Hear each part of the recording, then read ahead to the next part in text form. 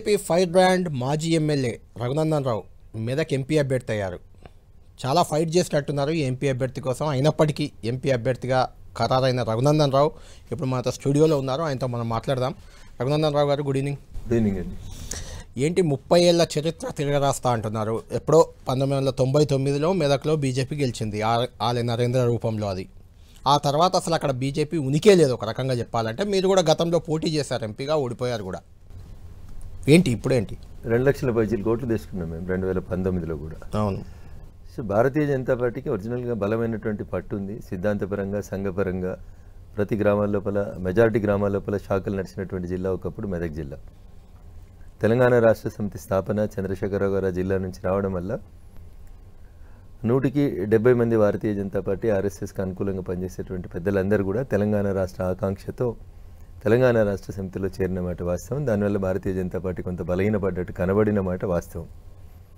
ఎప్పుడెప్పుడు ఈ పార్లమెంట్ కాన్స్టిట్యున్సీని గెలవాలనేటువంటి ఒక ఆశ, ఆకాంక్ష నరేంద్ర గారు తెలంగాణ సాధన సమితిని స్థాపించి తర్వాత బారాసలకు వెళ్ళి, అప్పటి తెరాసలోకి వెళ్ళి పార్టీ కొంచెం ఇబ్బంది అయిన తర్వాత దుబ్బాక ఉప ఎన్నిక రూపం లోపల మాకు భారతీయ జనతా పార్టీకి తిరిగి మా మెదక్ జిల్లాలో ఒక మంచి ఊపు, బలం వచ్చినట్టు వాతావరణం కనబడింది.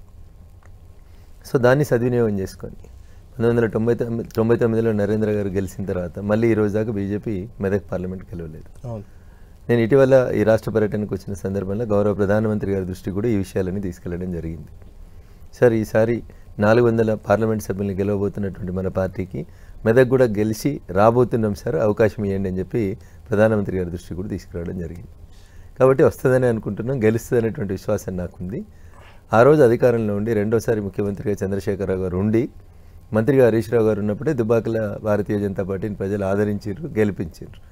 కాబట్టి ఇప్పుడు వాళ్ళు అధికారంలో లేరు, వాళ్ళకి అవకాశం లేదు. వాళ్ళు ఏం చేస్తున్నారో, ఏం చేయాలో కూడా అర్థం కానటువంటి స్థితిలోకి నెట్టివేయబడ్డ ప్రస్తుత పరిస్థితులలో భారతీయ జనతా పార్టీ ఈ రాష్ట్రం లోపల ప్రత్యామ్నాయమైనటువంటి శక్తిగా ఎదుగుతుంది అనడంలో ఎవరికి సందేహం అవసరం లేదు. అంటే రఘునందన్ రావు గారు, మీరు చెప్పిన దుబ్బాక ఉప ఎన్నిక గురించే మాట్లాడతాను. దుబ్బాక ఉప ఎన్నికలో గెలిచారు 2.5 ఏళ్ళు అంతే. మీరు ఉప ఎన్నిక 3 ఏళ్ళు అనుకోండి ఉన్నారు. ఆ తర్వాత గత అసెంబ్లీ ఎన్నికల్లో ఆదిలాబాద్ జిల్లాలో 4 ఎమ్మెల్యేలు గెలిచారు, నిజామాబాద్ జిల్లాలో 3 ఎమ్మెల్యేలు గెలిచారు. ఇక్కడ హైదరాబాద్లో రాజాసింగ్ ఎప్పటి నుంచో గెలుస్తూ వచ్చారు, మళ్ళీ గెలిచారు. అన్ని జిల్లాలతో కంపేర్ చేస్తే మెదక్ జిల్లాలో చాలా తక్కువ మీకు ఓట్లు వచ్చాయి, సీట్లు వచ్చాయి. ఈవెన్ మీరు కూడా ఉప ఎన్నికల్లో గెలిచిన మీరు కూడా ఓడిపోయారు కదా. అసెంబ్లీ ఎన్నికల్లోనే ఓడిపోయిన రఘునందన్ రావు పార్లమెంట్ ఎన్నికల్లో గెలుస్తా అనే ధీమా ఎలా? అధికారంలో ఉన్నటువంటి ఆ రోజున్న అధికారంలో ఉన్నటువంటి టీఆర్ఎస్ పార్టీ వ్యక్తిగతంగా రఘునందన్ రావు, ఈటల రాజేందర్ గారు, బండి సంజయ్ గారు, అరవింద్ గారు ఇట్లాంటి వాళ్ళు భారతీయ జనతా పార్టీ పక్షాన గెలిచి శాసనసభలోకి వస్తే మా మనుగడ, మా ప్రభుత్వ భవిష్యత్తు ప్రశ్నార్థకంగా అవుతుందని చెప్పి సింగిల్ ఎజెండాగా టార్గెట్ పెట్టి ఇండివిజువల్గా మమ్మల్ని టార్గెట్ చేసి ఉప ఎన్నికల్లో నేను గెలిచినట్టు నుంచి రఘునందన్ అనేటప్పుడు పని చేయలేదు అని చెప్పి నిరూపించాలని అడుగడుగున నా పక్కనే ఉన్నటువంటి మంత్రి గారు, జిల్లా కలెక్టర్ గారికి చెప్పడం, పోలీసులకు చెప్పడం, అధికారులను నాకు సహకరించకుండా చేయడం, రకరకాలుగా అవస్థలు పెట్టి చివరికి నా ఉప ఎన్నికల సందర్భంగా కేసీఆర్ గారిని అక్కడికి తీసుకొచ్చి దుబ్బాకలో గెలిస్తేనే రేపు మేము అధికారంలోకి వస్తాం, దుబ్బాకలో ఏ పార్టీ గెలుస్తుందో ఆ పార్టీ అధికారంలోకి వస్తుంది, ముఖ్యమంత్రి అవుతాడని చంద్రశేఖరరావు గారితో కూడా చిలక పలుకులు పలికిచ్చి వ్యక్తిగా ఒక నన్ను ప్రభుత్వం టార్గెట్ చేసి అక్కడ ఇబ్బంది పెట్టింది. 3 సంవత్సరాలుగా నన్ను టార్చర్ పెట్టాలని ఒక ప్రయత్నం చేసిండ్రు. అయినా నేను తట్టుకొని నిలబడ్డాను. మా దుబ్బాక ప్రజలు మంచోళ్ళు, కాకపోతే ఆర్థికంగా కొంచెం మేము బలహీనంగా ఉండడం వల్ల ప్రభుత్వం పెట్టినటువంటి 100 కోట్ల రూపాయల ఖర్చుని తట్టుకొని నిలబడలేకపోయినాను తప్ప దుబ్బాక ప్రజలకి రఘునందన్ రావు మీద ప్రేమ లేకపోవడం, రఘునందన్ రావు దుబ్బాకకి పని చేయకపోవడం అంటూ జరగలేదు. సింగిల్ టార్గెట్గా నన్ను ఆర్థిక మంత్రి, ఆయనకున్న ఆర్థిక వనరులన్నింటిని ఉపయోగించి నన్ను బాగా ఇబ్బంది పెట్టినటువంటి మాట వాస్తవం. ఇప్పుడు కూడా ఆర్థిక మంత్రి, మాజీ ఆర్థిక మంత్రి అయ్యారు, ముఖ్యమంత్రి, మాజీ ముఖ్యమంత్రి అయ్యారు. కానీ గజ్వేల్ ఎమ్మెల్యే కేసీఆరే, సిద్దిపేట ఎమ్మెల్యే హరీష్ రావే, పక్కన మెదక్ ఒక్కడి మినహాయిస్తే మిగిలిన దగ్గర కూడా ఎమ్మెల్యేలు బీఆర్ఎస్ వాళ్ళే ఉన్నారు. బీజేపీకి ఒక ఎమ్మెల్యే కూడా లేరు. దుబ్బాక ఎమ్మెల్యే కూడా బీఆర్ఎస్ఏ. ఇప్పుడు కూడా చేస్తారు కదా మిమ్మల్ని టార్గెట్. సో ఇప్పుడు వాళ్ళ దీపం వాళ్ళు కాపాడుకోవడం వాళ్ళకి చాలా ఇంపార్టెంట్. ఇప్పుడు ఆ దీపం ఎప్పుడు ఆరిపోతుందో తెలియనటువంటి పరిస్థితులలో వాళ్ళు ఉన్నారు. ఎప్పుడు ఎవరు శ్రీకృష్ణ జన్మస్థానానికి పోతామని భయంతో అరచేతిలో ప్రాణాలు పెట్టుకొని బిక్కుమని బతుకుతున్నారు వాళ్ళు.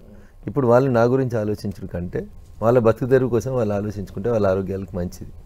2019లో రెండోసారి చంద్రశేఖరరావు గారు ముఖ్యమంత్రి అయిన తర్వాత 7 టీఆర్ఎస్ ఎమ్మెల్యేలు ఉంటే నిజామాబాద్ పార్లమెంట్ ఓడిపోయారు ముఖ్యమంత్రి గారు కూతురు. 7 పార్లమెంట్ సభ్యులు ఉంటే బండి సంజయ్ గారు కరీంనగర్లో గెలిచిండ్రు. అసెంబ్లీ ఎమ్మెల్యేలు 7 ఎమ్మెల్యేలు ఉంటే కూడా సికింద్రాబాద్లో కిషన్ రెడ్డి గారు గెలిచిండ్రు. 7 ఎమ్మెల్యేలు ఉంటే కూడా ఆదిలాబాద్లో స్వయం బాబురావు గారు గెలిచారు. ఇవాళ పరిస్థితి లేదు. వాళ్ళే మాజీలైనరు. వాళ్ళ మనుగడ కోసం వాళ్ళే ప్రయత్నాలు చేసుకుంటున్నారు. ఎప్పుడు ఏమవుతుందో తెలియక నిద్రలేని రాత్రులు గడుపుతారు. ఇప్పుడు గాలు నాతో ఎట్లా కొట్లాడతారు కళ్యాణ్? సరే, బయట విపక్షాల కొట్లాడడానికి కొద్దిసేపు పక్కన పెడదాం. అంతర్గతంగా ఎందుకు బీజేపీలో కూడా రఘునందన్ రావుకు టికెట్ ఇవ్వద్దు చివరి వరకు ప్రయత్నించారు. రఘునందన్ ప్లేస్లో అంజిరెడ్డి ఒకటి తెరపై కూడా పేరు వచ్చింది, చాలా సీరియస్గానే వచ్చింది. అది మీరు అవునన్నా కాదన్నా సీరియస్గా ఉంది ఆ పేరు ప్రచారంలో. 1, 2 ఇంతకుముందే మీరు చెప్పారు ఒక మాట, ప్రధానమంత్రి నరేంద్ర మోడీ సభలో నిజంగా కూడా రఘునందన్ రావు అవకాశం ఇవ్వమని కోరారు. అప్పుడు మోడీయే వెన్నుదట్టి ఓకే ఇట్స్ ఓకే అని చెప్పారు అనేది ఓపెన్ అందరికీ అందరు చూసిందే. అది ఎందుకు అంటే మీరు ప్రధానిని కోరాల్సిన అవసరం ఎందుకు వచ్చింది? మీకు టికెట్ రాదని భయపడ్డారా? అప్పుడేమైనా నేను ప్రధానమంత్రి గారిని టికెట్ అడిగాను, అవకాశం ఇవ్వండి అని కోరారు. నేను ప్రధానమంత్రి గారిని టికెట్ ఇవ్వమని అడిగాను, అవకాశం ఇవ్వమని చెప్పలేదు. మెదక్ పార్లమెంట్ ఈసారి గెలిచి వస్తాము. గతంలో ఇక్కడ ఈ దేశ ప్రధానికి పనిచేసిన ఇందిరాగాంధీ గారు పోటీ చేసినారు. మనం 1999 తర్వాత గెలవలేదు సార్. లాస్ట్ టైం 2 లక్షలు వచ్చినాయి. ఈసారి ఖచ్చితంగా గెలిచి మెదక్ పార్లమెంట్ మీకు బహుమతి ఇస్తామని చెప్పినాను తప్ప నాకు టికెట్ ఇవ్వమని నేను అడగలేదు వారిని. సో ఒక టికెట్ని ఒకరికంటే ఎక్కువ మంది అడగడంలో తప్పేం లేదు. భారతీయ జనతా పార్టీ ఈరోజు గెలిచే పార్టీ, 3వసారి అధికారంలోకి వచ్చే పార్టీ కాబట్టి టికెట్ల కోసం డిమాండ్ ఇవ్వడంలో తప్పు లేదు. ఒక నా సీట్ ఎందుకు ఆగింది?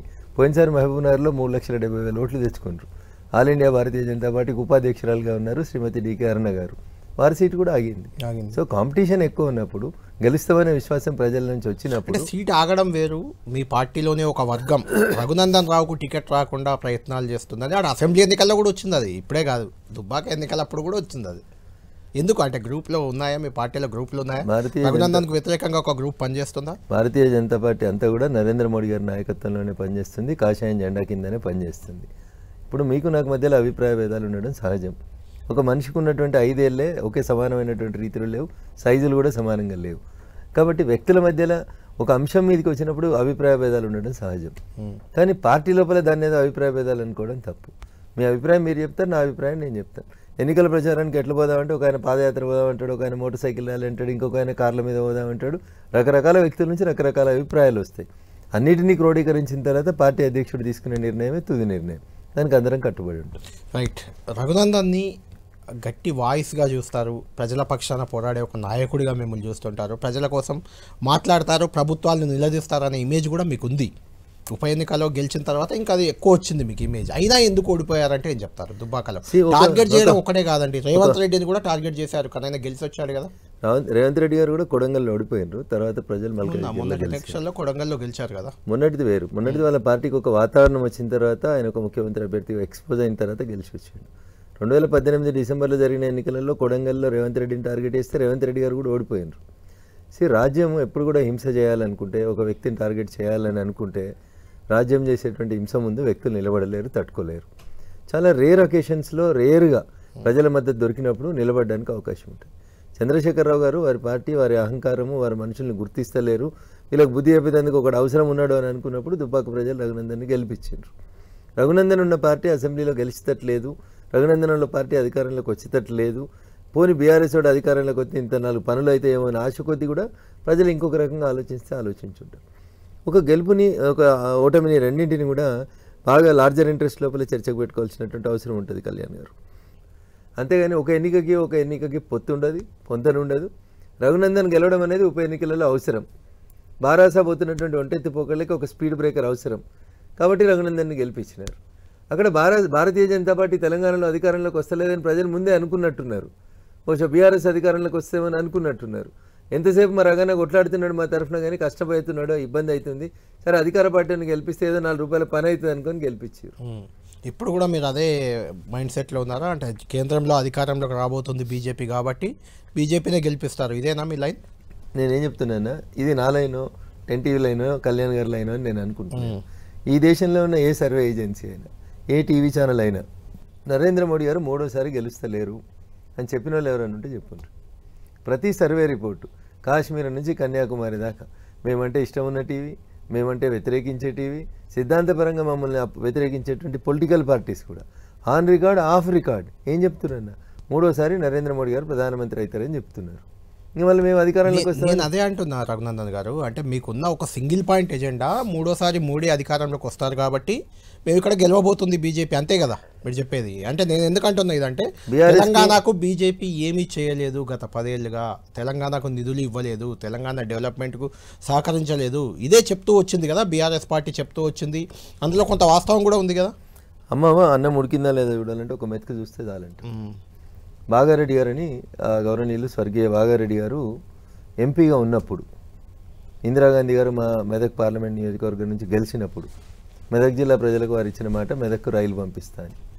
1980లో శ్రీమతి ఇందిరాగాంధీ గారు మెదక్ పార్లమెంట్ నియోజకవర్గం నుంచి ఎంపీగా గెలిచిండ్రు. 1980 నుంచి 2022 నరేంద్ర మోడీ గారి నాయకత్వంలో కిషన్ రెడ్డి గారు వచ్చి మాకు రైల్వే స్టేషన్ ఓపెన్ చేసేదాకా మెదక్కు రైలు రాలేదు. కళ్యాణ్ గారు ఎవరు నెరవేర్చారు? మెదక్ ఎంపీ బీజేపీ లేడు, బీఆర్ఎస్ ఉన్నాడు కాబట్టి మెదక్కు రైలు వేయద్దని మేము ఆపలేదు కదా. 1980 నుంచి ఉన్న కోరికను నరేంద్ర మోడీ గారు నెరవేర్చారు.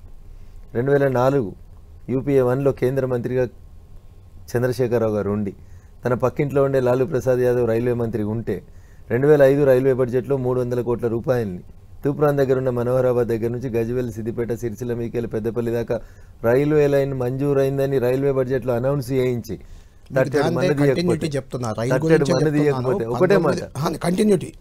1999 ఎన్నికల్లో విద్యాసాగర్ రావు అప్పుడు ఎంపీ కరీంనగర్ నుంచి కాంటాక్ట్ చేశారు. అంతకుముందు ఆయన మెట్పల్లి ఎమ్మెల్యేగా కూడా గెలిచారు బీజేపీ నుంచే. ఆయన ప్రతి ఎన్నికల నినాదం కరీంనగర్కు రైలుని తీసుకొస్తా అని.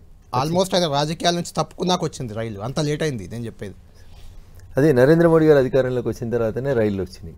నేను అదే చెప్తా ఉన్నా. 2005 రైల్వే బడ్జెట్ లోపల 300 కోట్లు ప్రకటించి తట్టేడు మన్ను తీయకపోతే 2016లో గజ్వేల్లో మిషన్ భగీరథ కార్యక్రమానికి ప్రారంభోత్సవానికి వచ్చిన ఈ దేశ ప్రధాని గౌరవనీయులు నరేంద్ర మోడీ గారు 2016లో శిలాఫలకం వేసి 2023లో గజ్వేల్కు, సిద్దిపేటకు రైలు ఇచ్చినాం. బిహెచ్ఎల్ చౌరస్తా మా జిల్లాకు ముఖద్వారం, పాత మెదక్ జిల్లాకి.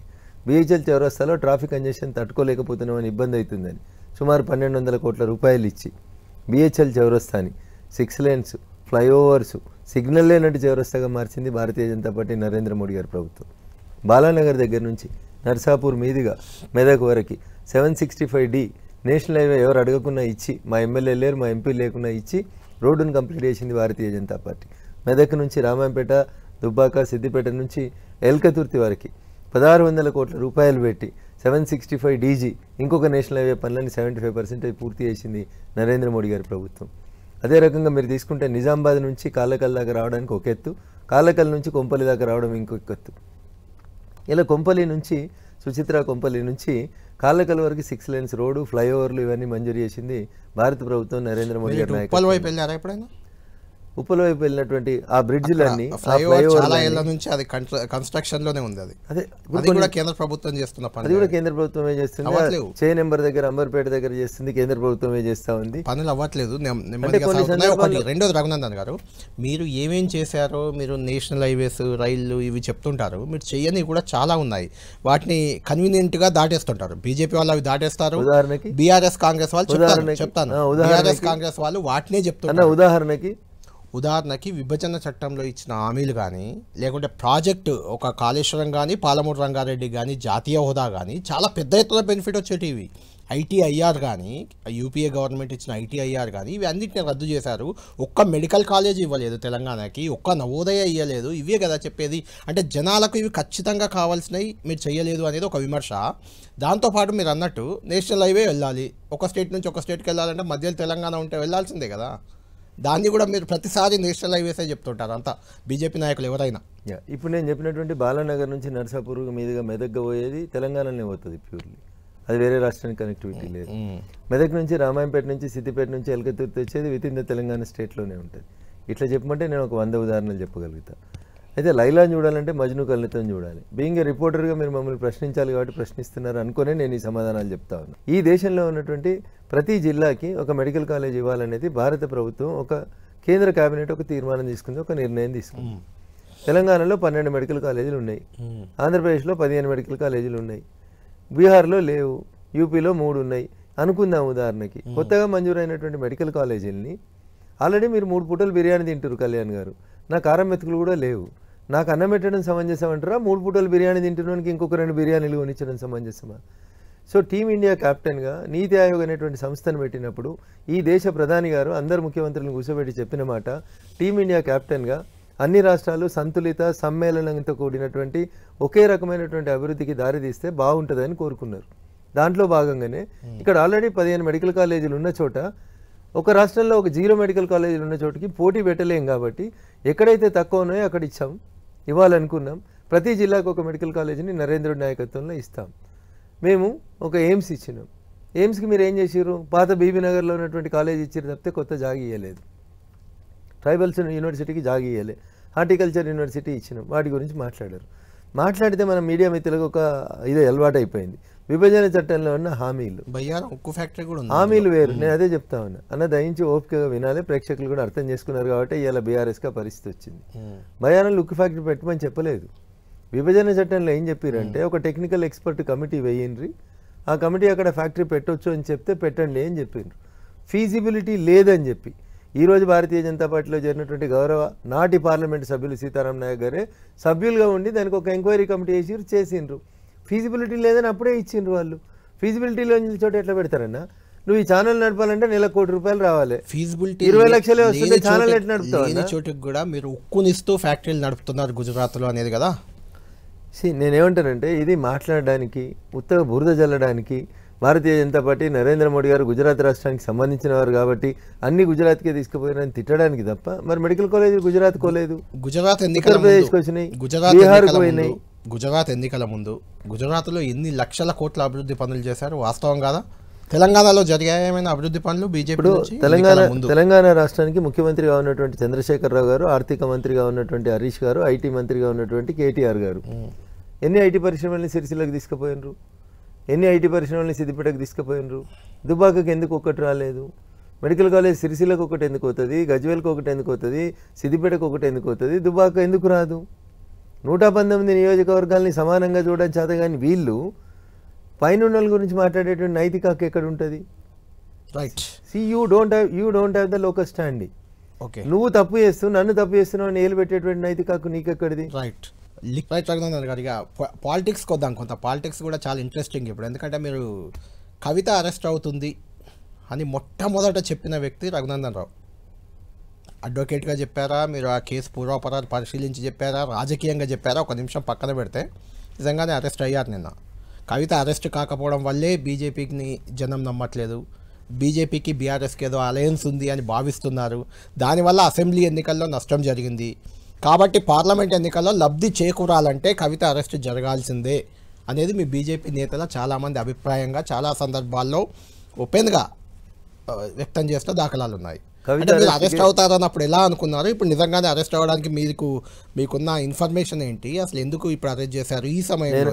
మీ ఛానల్లోనే మీకే చెప్పారు కవిత ఎట్లా అరెస్ట్ అవుతుంది అని అంటే, ఎందుకు అరెస్ట్ అవుతుంది అని చెప్తున్నాను. ఆ రోజు కూడా మీరు ప్రశ్న అడిగితే నేను చెప్పాను. నేను ఏమని, కవిత గారి కంటే ముందు అరెస్ట్ అయినటువంటి ముద్దాయిల 161 స్టేట్మెంట్స్ 164 స్టేట్మెంట్స్ని చూస్తే వారు చెప్పినటువంటి ఎవిడెన్స్ అది కవిత వైపు చూపిస్తూ ఉంది. ఏళ్ళన్నీ అటువైపే చూపిస్తూ ఉన్నాయి. ఇంక్రిమినేటింగ్ ఎవిడెన్స్ అంతా కవిత గారి వైపే చూపిస్తూ ఉంది.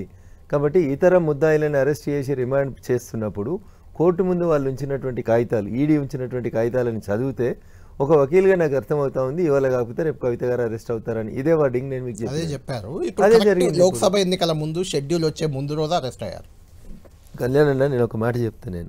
దృష్టికి అడుగుతున్నాను, మీ బీజేపీ మొన్నటి అసెంబ్లీ ఎన్నికల్లో పరాజయానికి కవితను అరెస్టు చేయకపోవడం వల్ల బీజేపీ బీఆర్ఎస్ ఇద్దరి మధ్య అవగాహన ఉందని జనం నమ్మడం వల్ల నష్టం జరిగింది అనే ప్రచారం, అనే అభిప్రాయం మీ నేతల్లో ఉందా లేదా? రైట్. ఇప్పుడు కవిత గారిని ఈడీకి పిలిచే కంటే ముందు శ్రీమతి సోనియా గాంధీ గారు కాంగ్రెస్ పార్టీ అధ్యక్షురాలని అదే ఈడీ పిలిచింది. అవును, అదే ఆఫీస్కి పిలిచినారు. గవర్నర్లు రాహుల్ గాంధీ గారిని కూడా అదే ఆఫీస్కి పిలిచారు. గంటలు కూర్చోబెట్టారు. ఇంట్రాగేషన్, ఇన్వెస్టిగేషన్ చేసారు. శ్రీమతి ప్రియాంక గాంధీ గారి భర్త రాబర్ట్ వాద్రాను కూడా పిలిచారు. మరి సోనియా గాంధీని అరెస్ట్ చేయలేదు ఈడీ, రాహుల్ గాంధీని అరెస్ట్ చేయలేదు, అదే రకంగా రాబర్ట్ వాద్రా గారిని కూడా అరెస్ట్ చేయలేదు. అంటే బీజేపీను కాంగ్రెస్ రెండు కలిసిపోయి మిమ్మల్ని అరెస్ట్ చేయము, మీరు మేము ఒకటని చెప్పి అండర్స్టాండింగ్లో ఎలక్షన్స్కి పోతాయా? కళ్యాణ్ అన్నారు, బీఆర్ఎస్ ఒక పార్టీ, బీజేపీ ఒక పార్టీ. ఈ రెండు సిద్ధాంతాలని, ఒకటి తూర్పు అయితే ఇంకొకటి పడమరగా మెదిలేటువంటి పార్టీలు.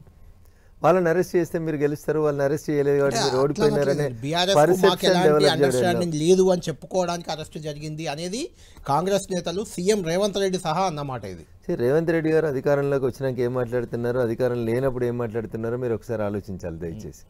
వారు ఏమన్నారు, ఇతర పార్టీలలో గెలిచినటువంటి ఎమ్మెల్యేలని పార్టీ మారితే రాళ్లతో కొట్టి సంపూర్ణ అని అన్నారు. ఇలా నేనే గేట్ తీసినా, ఒక గేట్ తీసినా రాండ్రి అని వారే కండువాలు కప్పుతున్నారు. మరి ఆ రోజుకి ఈ రోజుకి వారి మధ్యలో వచ్చినటువంటి మాటల్లో అంతరం ఏమనబడుతుందని ఒకసారి ఆలోచించరు దయచేసి. ఇదే రేవంత్ రెడ్డి గారు పిసిసి అధ్యక్షుని హోదాలో ప్రతిపక్ష పార్టీ నాయకుడిగా కాళేశ్వరం మీద సిబిఐ విచారణ జరిపించమని కేంద్ర హోంమంత్రిత్వ శాఖకు ఉత్తరం ఇస్తాడు, ప్రధానమంత్రి కార్యాలయంలో ఉత్తరం ఇస్తాడు. ముఖ్యమంత్రి అయిన తర్వాత అదే ఉత్తరాన్ని, అదే సంతకాన్ని అట్లే ప్రదేశ్ కాంగ్రెస్ కమిటీ అధ్యక్షుని కింద ముఖ్యమంత్రి తెలంగాణని రాసి పంపమని నాకు అంతే, ఒక అక్షరం మారుమనిలే. అది పంపడానికి ఆయనకి ఇష్టం లేదు. ఆ రోజు సిబిఐ కరెక్ట్ ఎట్లా, ఈరోజు సిబిఐ కరెక్ట్ కాదెట్లా? నిజంగా రేవంత్ రెడ్డి గారికి ఆ కంపెనీని కట్టినటువంటి లేదా ఆ కాళేశ్వరం ప్రాజెక్టు కట్టినటువంటి కంపెనీల యాజమాన్యాలను రక్షించాలనే ఆలోచన లేకపోతే సిబిఐకి ఇన్వెస్టిగేషన్ ఇవ్వడంలో వరకు ఉన్నటువంటి నష్టమైంది. ఇలా ఒక రిటైర్డ్ జడ్జి గారికి ఒక కమిషన్కి ఇచ్చినారు. Commission cannot register and FIR, enquiry చేస్తుంది, తప్పు జరిగిందని నివేదిక ఇస్తుంది. 6 నెలలకు 8 నెలలకు మళ్ళీ నివేదిక ఇచ్చి మళ్ళీ ఒక ఇన్వెస్టిగేటింగ్ ఏజెన్సీని ఇన్వెస్టిగేట్ చేయమనాలి. దాని బదులు డైరెక్ట్ ఇప్పుడే ఇవ్వచ్చు కదా, మీకు నచ్చిన ఏసీబీకే ఇవ్వచ్చు కదా. ఎందుకు ఇస్తలేరు? ఎవరి ఇంట్రెస్ట్ని మీరు కాపాడదామనుకుంటున్నారు? 100% అధికారంలోకి వచ్చిన తర్వాత మీ ఆలోచన విధానంలో మార్పు వచ్చింది. అంతెందుకు, రంజిత్ రెడ్డి గారు చేవల్ల ఎంపీ గారు ఇక్కడ ఫిలిం నగర్ పక్కన భూమికి భూమి తీసుకొని దాంట్లో ఏదో గుట్టలు కొడతా ఉన్నాడు, గుళ్ళని మింగుతా ఉన్నాడు. రంజిత్ రెడ్డి అనేటి ఆయన మీద చర్య తీసుకోవాలని ఇదే రేవంత్ రెడ్డి గారు మా ఏఐసీసీకి రాసిన ఈయన మీద యాక్షన్ స్టార్ట్ చేస్తామని మిత్రుడు దాసోజు శ్రావణ్ రేవంత్ రెడ్డి గారు ఇద్దరు ప్రెస్ మీట్ పెట్టి చెప్పిండ్రు. మర్చిపోయిన ముఖ్యమంత్రి గారు ఇలా రంజిత్ రెడ్డి గారు వాళ్ళ పార్టీ లోపల చేరుకుంటారు. అంతెందుకు, honourable speaker of Telangana Prasad Kumar గారు ఎన్నికల ప్రచారానికి నామినేషన్ వేసి ఆడ ప్రెస్ మీట్ పెట్టిరు, కావాలంటే మీరు చూడుర్రి. దానా కుంభకోణం, ఫాడర్ కుంభకోణం అన్నారు. కోళ్లకు సంబంధించినటువంటి కుంభకోణంలో ఈ రంజిత్ రెడ్డి అనేటువంటి బీఆర్ఎస్ ఎంపీ ఉన్నాడు. 300 నుంచి 1000 కోట్ల రూపాయల కుంభకోణం జరిగింది. దాంట్లో మీరు దీనికి సంబంధించి కూడా ఒక సీరియస్ అలిగేషన్ ఇప్పుడే చేశారు. 100 కోట్ల రూపాయలు చేతులు మారుతున్నాయి, పార్టీలు మారిన నేతలు రంజిత్ రెడ్డి కానీ ఇంకెవరు కానీ వీళ్ళు మారడం వల్ల చేతులు మారుతున్నాయని ఒక అలిగేషన్ చేశారు. బీజేపీ టికెట్లు ఇచ్చిన వాళ్ళల్లో కూడా కిషన్ రెడ్డి, బండి సంజయ్ మినహా మిగిలిన వాళ్ళంతా ఏదో ఒక పార్టీల నుంచి కొంచెం వెనక ముందు, ఈ మధ్య వచ్చిన వాళ్ళు కూడా సగం మంది ఉన్నారు. అక్కడ కూడా మారాయా? మరి అరవింద్ గారు పార్టీ మారలేదు. మేము తీసుకున్నటువంటి సీతారాం నాయక్ గారు కాంట్రాక్టర్ కాదు, వృత్తిరీత్యా ఒక ప్రొఫెసర్, రిటైర్డ్ ప్రొఫెసర్. సైదిరెడ్డి అడిగి వస్తాను, ఒకరి తర్వాత ఒకరి దగ్గరికి వస్తా. సీతారాం నాయక్ గారు ఒక చిన్న ప్రొఫెసర్గా పనిచేసి రిటైర్డ్ అయినటువంటి వారు. వారి దగ్గర 10,000 కోట్ల ఆస్తులు లేవు, గుట్టలు లేవు, భూమికి భూమి తీసుకోలే, కంపెనీలు లేవు, కుంభకోణాలు చేయలేదు, నిజాయితీగా జై తెలంగాణ అన్నోడు. నిజాయితీ ఉన్నాడు కాబట్టి వద్దన్నారు. మీరు చెప్పిన దాంట్లో ఎవరున్నారు అందులో? సైదిరెడ్డి ఎమ్మెల్యే గెలిచి 3 ఏళ్ళు కాలేదు. సైదిరెడ్డి 3 ఏళ్ళలో సంపాదించింది ఏందో ఎఫ్ఐఆర్లు పెట్టి వద్దంటలేం కదా. రాష్ట్ర ప్రభుత్వం మీదే కదా, రేవంత్ రెడ్డి గారిని పెట్టమని. మేము ఆపేది ఏమి ఉండదు కదా. నా ఉద్దేశం ఏంటంటే పార్టీలు డబ్బులు ఉంటాయా అని. పార్టీలు మారిన ప్రతి దగ్గర నేను ఆరోపించలేదు. 2 వ్యక్తుల మధ్యలో జరిగినటువంటి ఒప్పందాల గురించి ఆరోపించిన, ఆ 2 కంపెనీల గురించి ఆరోపించిన, సర్వే నెంబర్లతో సహా జరిపినాను. ఈడీకి ఐటీకి నేను లెటర్ రాస్తా అని చెప్తున్నా, బాధాప్తా రాస్తా అని చెప్తా ఉన్నా, రాస్తాను అని చెప్తున్నా, బరాబర్ రాస్తాను. 28 ఫ్లోర్ల 28 ఫ్లోర్ల వాడుకోవాలని చూస్తున్నారా మీరు కూడా? ఇప్పుడు మోడీ గారికి ఈడీ గారికి ఏం కామెంట్ అది మీరు విన్నారా? మోడీ వచ్చే ముందు అక్కడ ఎన్నికలు ఎక్కడున్నా అక్కడికి మోడీ వచ్చే ముందు ఈడీ వస్తుంది అంటున్నారు. ఇప్పుడు కూడా ఈడీ ముందు రాలేదు. లోక్సభ ఎన్నికల మా చెల్లె మర్చిపోయినట్టుంది. ఇద్దరు సేమ్ టైంలో వచ్చారు. కొంచెం మోడీ గారు లేట్ వచ్చారు, గంట లేట్గా వచ్చినట్టున్నారు. అది కవిత గారికి బాగా తెలుసు కదా, ఎంపీగా పనిచేసారు కాబట్టి అట్లాంటి పనులు ప్రభుత్వం నుండి చేస్తారేమో మాకు తెలియదు, కానీ వారికి బాగా తెలుసు. ఇక్కడ కూడా ఈడీ ఐటీ రైట్స్ ఏమన్నా జరిగే అవకాశం ఉందా లోక్సభ ఎన్నికల లోపు? ఎక్కడ అక్రమ డబ్బులు ట్రాన్స్పోర్ట్ అవుతా ఉంటే, ఎక్కడైతే మనీ లాండరింగ్ పాల్పడుతుంటారో అక్కడ ఖచ్చితంగా కేసులు అయితే ఎందుకు కావద్దు? తప్పు చేసిన వాళ్ళు శిక్షించబడాలని మీరు కోరుకుంటలేరా? ఖచ్చితంగా జరగాల్సిందే. దాంట్లో కూడా నేను ఎప్పుడు కంప్లైంట్ చేసినా నీతిగా నిజాయితీగానే చేసిన. పైలట్ రోహిత్ రెడ్డి అనేటువంటి ఎమ్మెల్యే మీద చేసిన, ఈడీకి చేసిన. అప్పుడు ఏం చెప్పారు పోలీస్ కమిషనర్? మీ టీవీ ఛానళ్ళలో బ్రేకింగ్ ఏమి ఇచ్చారు? కార్లస్ అది సంచి దొరికింది, సంచి నిండా డబ్బులు ఉన్నాయి. కొందరు 15 కోట్లు అన్నారు, కొందరు 30 కోట్లు అన్నారు. రిమాండ్ రిపోర్ట్లో చూస్తే రూపాయి లేదు. మరి ఏడుకున్నాయి 30 కోట్లు? 30 కోట్లు ఉంటే మనీ లాండరింగ్ కిందకి రావాలి కదా. అంటే మీరు ఈ లిక్కర్ కేసు మొదటి నుంచి గమనించి చెప్పారు, మీరు దాన్ని పరిశీలించి చెప్పారు కవిత అరెస్ట్ అవుతారని ఖచ్చితంగా ఏదో ఒక రోజు.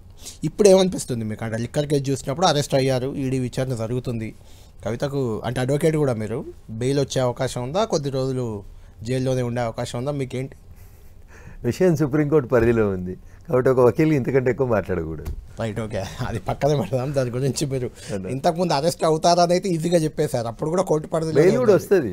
నెలకు వస్తుందా, 6 నెలలకు వస్తుందా, ఏడాదికి వస్తుందా నేను చెప్పలేను. బెయిల్ అయితే వస్తుంది. ఎలక్షన్ లోపు వస్తుందా? అది నేను గ్యారంటీ ఇవ్వలేదు. ఎందుకంటే ఆ కేసులో అరెస్ట్ అయిన లోపల ఉన్నటువంటి ఢిల్లీ ఉప ముఖ్యమంత్రి గారు 2 రోజుల నుంచి మొన్ననే వాళ్ళు సెలబ్రేషన్స్ కూడా చేసుకున్నారు. కాబట్టి బెయిల్ ఎప్పుడు ఎవరికి ఎట్లా వస్తుందో నాకు తెలియదు. ఆ జడ్జిలు అక్కడ కూర్చున్నటువంటి పెద్దలు ఆలోచించాల్సిన విషయం.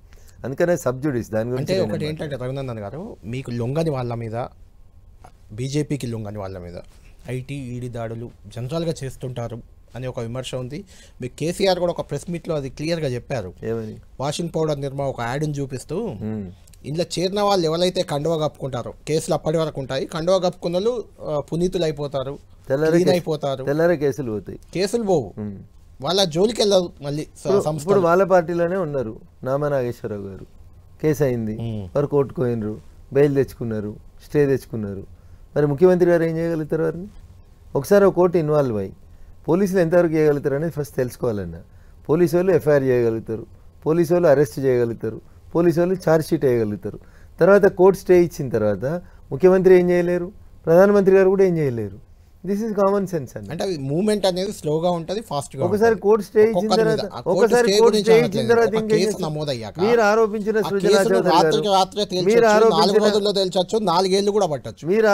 సృజనా చౌదరి గారి మీద కోర్టు స్టే ఇచ్చింది. దానికి ఎవరేం చేస్తారన్న? వన్స్ కోర్టు స్టే ఇస్తే ఇప్పుడు అంటే సరే రాజకీయం ఇట్లుంది అనుకుందా అందాం. ఇప్పుడు మోడీ గారు ఇప్పుడు మీరు అనుకోండి, మోడీ గారు ఇప్పుడు మోడీ గారితో ఈడీ వచ్చిందని ముచ్చట చెప్తున్నారు మీరు.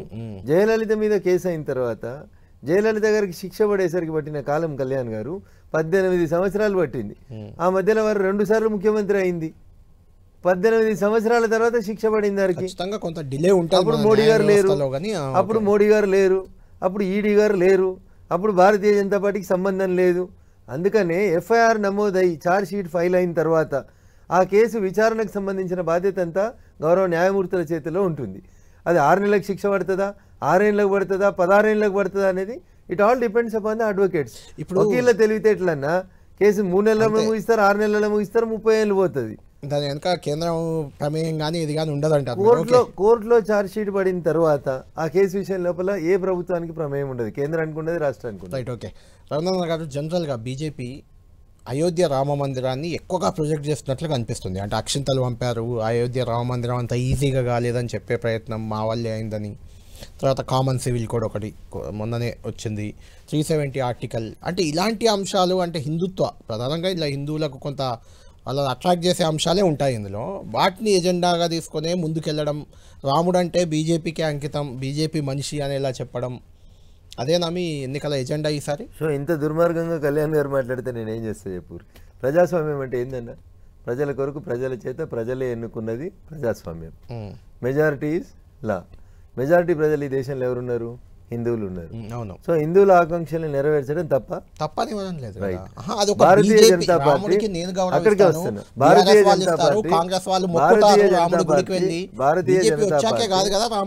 భారతీయ జనతా పార్టీ మీద మీరందరూ మీలాంటి పెద్దలందరూ చేసిన ఆరోపణ ఏంటంటే ప్రతిసారి ఎన్నికలు వస్తే రాముని పేరు వాడుకొని లోట్లు వేయించుకుంటారు, వీళ్ళు రామ మందిరం కట్టరు అని నిన్నటి దాకా చెప్పారు. లేదండి, అంటే రాముడిని వాడుకుంటుంది బీజేపీ అనేది మీ మీద ఉన్న ప్రధాన. ఇందాకే మీకు చెప్పినండి, 1952-53 ప్రాంతంలో కోర్టులో కేసు పడ్డది రామ మందిర నిర్మాణానికి సంబంధించి. సుప్రీంకోర్టు జడ్జిమెంట్ అయిపోయింది. అయిపోయినాక ప్రభుత్వం ఫెసిలిటేట్ చేసింది. ఇంకా మళ్ళీ దాంట్లో బీజేపీ దాన్ని ఏదో చేసింది, బీజేపీ ఎలక్షన్ల కోసం చేసిందని ఎట్లా అంటారు మీరు? సుప్రీంకోర్టులో కేసు పెండింగ్ ఉండగా ఎట్లా చేస్తారు చెప్పు. రైట్, ఫైనల్గా చెప్పండి రఘునందన్ గారు, బీజేపీలో ఇప్పుడు ఇచ్చిన మీరు ప్రకటించిన 16 సీట్లు ప్రకటించారు, 15 ప్రకటించారు. అందులో మెజారిటీ రఘునందన్తో సహా, ఈటెల రాజేందర్తో సహా గతంలో బీఆర్ఎస్లో పనిచేసి వచ్చిన వాళ్ళే మెజారిటీ ఉన్నారు అందులో. అంటే ఎందుకు బీఆర్ఎస్ పార్టీలో మంచి వాళ్ళు ఉన్నారని వాళ్ళని తీసుకొని టికెట్లు ఇచ్చారా? ఎందుకంటే బీఆర్ఎస్ను మీరు పదే తిడుతుంటారు, లేకుంటే మీ పార్టీలో మొదటి నుంచి ఉన్న ఆర్ఎస్ఎస్ కానీ, ఏబీవీపీ కానీ ఇలాంటి సంస్థల్లో పనిచేసిన వ్యక్తులు ఉన్నారు మీ పార్టీలో, అంటే వాళ్ళు అర్హులు కావాలనుకున్నారా, ఏమనుకున్నారు? సో ఒక వ్యక్తికి ఉండేటువంటి అర్హతల్ని ఒక ఎన్నికలలో బీఫామ్ వచ్చిన దాన్ని బట్టి డిసైడ్ చేయలేము. అక్కడ ఉన్నటువంటి రకరకాల కారణాలలో ఎవరికి సీట్ ఎప్పుడు ఇవ్వాలి, ఎందుకు ఇవ్వకూడదు అనేది కేంద్ర పార్టీ తీసుకునేటువంటి ఒక నిర్ణయం. మీరు అన్నట్టు పార్టీలు మారినరా, మారలేదా, మారొచ్చా, మారరాదా, it is a big debatable. అది కామన్. తర్వాత మనం సో భారత రాజ్యాంగం పౌరులకి మాట్లాడేటువంటి స్వేచ్ఛను ఎట్లయితే ఇచ్చిందో పార్టీ మారేటువంటి స్వేచ్ఛను కూడా అట్లే ఇచ్చింది. అయితే మారుతున్న సందర్భంగా మీరు అధికారికంగా ఏదైనా ఒక పార్టీ గుర్తు మీద గెలిచి ఉన్నారా, మీరు ఫ్రీ బర్డ్ అనేది మీరు ఆలోచించుకోవాలి. సో ఫ్రీ బర్డ్ ఉంటే you can quit the politics, you can join the parties. BJP ఎందుకు టికెట్లు వాళ్ళకే ఇస్తుంది? So what is wrong in it? Raghunandan Rao ఒకసారి గెలిచి చూపెట్టినారు, ఈటల రాజేందర్ గారు 10 సార్లు గెలిచి చూపెట్టినారు. సో ప్రూవ్ చేసుకున్నటువంటి వాళ్ళకి అవకాశాలు ఇస్తా ఉన్నారు, తప్పేముంటుంది అందులో. రఘునందన్ గారు, ఫైనల్ క్వశ్చన్. రానున్న లోక్సభ ఎన్నికల్లో 17 సీట్లు ఉన్నాయి తెలంగాణలో, ఒకటి వదిలేద్దాం, ఎంఐఎం వదిలేస్తారా? అది కూడా మీదేనా? తెలంగాణలో ఉన్న 17 సీట్లలో 17కు 17 భారతీయ జనతా పార్టీ లేదు, అవకాశం లేదు. 17కు 17 మీరే. మాదే. మీతో పోటీ ఎవరితో ఎన్ని చోట్ల ఉంటుంది? కనీసం కాంగ్రెస్ బీజేపీ ఏమైనా పోటీ ఇస్తుందా? ఎన్ని చోట్ల? భారత రాష్ట్ర సమితి అనేటువంటి పార్టీ రానున్నటువంటి పార్లమెంట్ ఎన్నికల్లో it will become a big zero. వాళ్ళకి ఒక్క సీటు కూడా రాదు. వాళ్ళు హోప్ పెట్టుకున్న సీటే మెదక్. సరే, నేను అందుకనే చెప్తా ఉన్నా, ఆ మెదక్ నుంచి పోటీ చేసేటువంటి భారతీయ జనతా పార్టీ అభ్యర్థి అనే చెప్తున్నా. మెదక్లో వాళ్ళకి ఏం లేదు, మెదక్ వాళ్ళు గెలవరు, కాబట్టి హైదరాబాద్ కూడా వాళ్ళు గెలవరు, ఏది లేదు వాళ్ళకి. BRS will be a big zero. The fight is between Bharatiya Janata party and Congress. అది స్టేట్లో వాళ్ళు రూలింగ్లోకి వచ్చినారు కాబట్టి కాంగ్రెస్ ఏమైనా పోటీ ఇచ్చేటువంటి అవకాశం ఉంటుంది తప్ప కాశ్మీర్ నుంచి కన్యాకుమారి దాకా తిరేక్ బార్ మోడీ సర్కార్, దాంట్లో ఎవరికి ఎట్లాంటి సందేహం ఉండాల్సిన అవసరం లేదు. రైట్, థ్యాంక్ యూ రఘునందన్ గారు, ఆల్ ది బెస్ట్. మొత్తానికి బీఆర్ఎస్ గట్టి హోప్ పెట్టుకున్న మెదక్ లోక్సభ సీటు ఎట్లయినా బీఆర్ఎస్ సీటే అంటున్నారు. ఎందుకంటే దానికి కూడా రీజన్ ఉంది. బీఆర్ఎస్ పార్టీ ఆవిర్భావం 2001 నుంచి జరిగిన ప్రతి లోక్సభ ఎన్నికల్లో అక్కడ అభ్యర్థులు మారిన ఆలయ నరేంద్ర కావచ్చు, విజయశాంతి కావచ్చు, కేసీఆర్ కావచ్చు, కొత్త ప్రభాకర్ రెడ్డి కావచ్చు, అభ్యర్థులు మారారు కానీ కారు గుర్తుకే అక్కడి జనం ఓటేశారు. అయితే ఈసారి మాత్రం రఘునందన్ గారు చాలా ధీమాగా ఉన్నారు గెలుస్తారని. బీజేపీ వేవ్ కూడా కొంత సహకరిస్తుందనే నమ్మకంతో రఘునందన్ రావు కనిపిస్తున్నారు. చూడాలి ఏ రకంగా ఉండబోతుంది రానున్న లోక్సభ ఎన్నికలు. రఘునందన్ రావు గారు ఫైట్ చేసి అసెంబ్లీలో అడుగుపెట్టారు, అదే ఫైట్ చేసి కేసీఆర్ అడ్డా నుంచి పార్లమెంట్లో అడుగు పెడతారా అనేది మనం వేచి చూడాలి.